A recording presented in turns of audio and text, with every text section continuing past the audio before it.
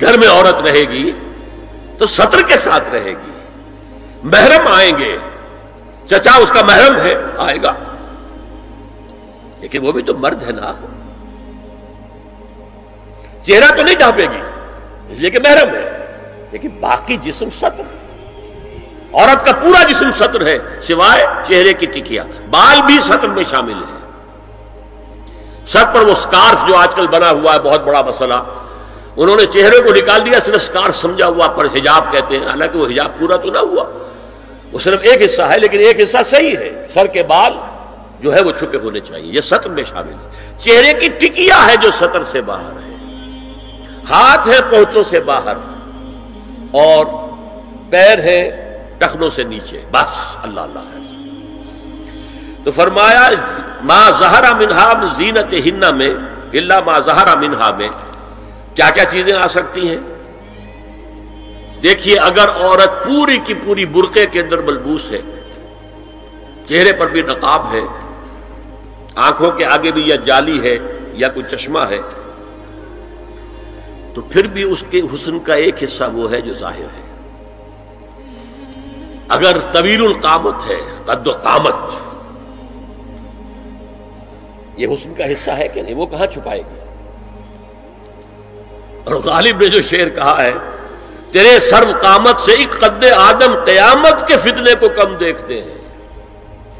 سرو قد عورت، اسی طرح جسم سے ڈول ہے، اکیرا بدن ہے، یہ تو نہیں چھپے گا.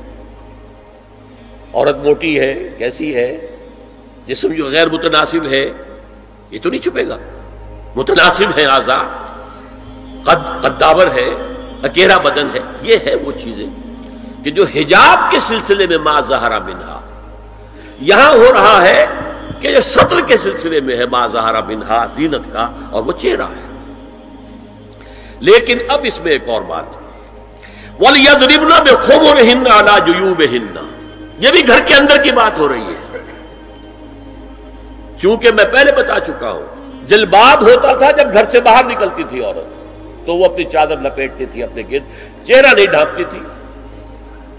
صرف چہرے کا حکم دیا گیا اس کے ضمن میں، وہ سورہ عذاب کی آیت ہے، وہ رہ گئی، وہ میں بیان کروں گا. اور خمار اوڑھنی ہوتی تھی جو گھر میں اوڑھتی تھی. گھر میں ظاہر بات ہے کہ جلباب تو نہیں لیا جا سکتا، آخر گھر کا کام کاج کرنا ہے، ہلکی سی اوڑھنی تو وہ گھر میں.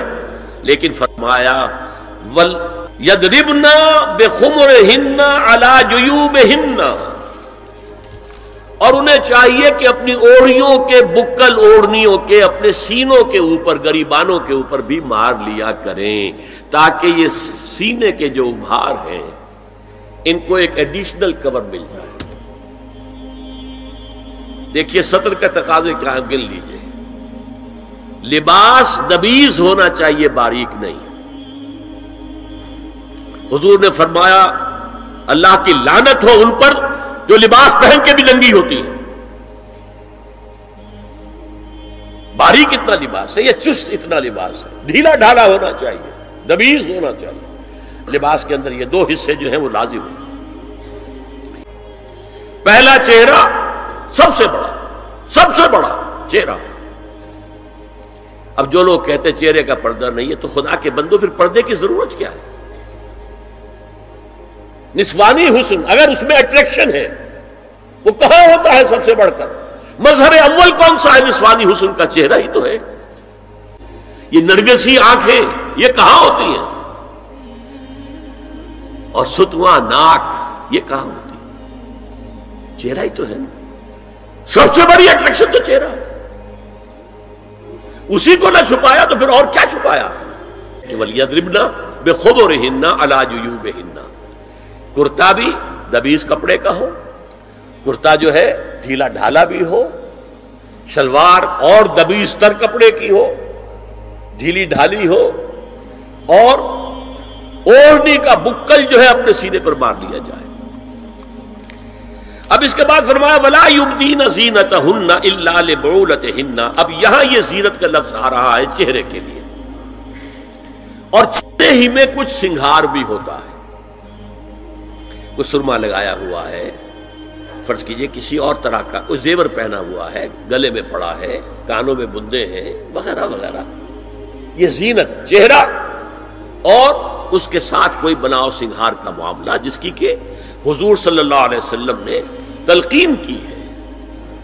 عورت کو گھر میں بن سور کر رہنا چاہیے، شوہر کے لیے اٹریکٹیو رہنا چاہیے. خاص طور پر شوہر جب آنے والا ہے شام کو دفتر سے، اس وقت عورت جو ہے بن سور کر رہے ہیں. اس لیے کہ اصل مقصد کیا ہے؟ جتنی بھی انسان میں سیکشول انرجی ہے وہ مرکوز رہے شوہر اور بیوی کے درمیان. یہ فلسفہ ہے.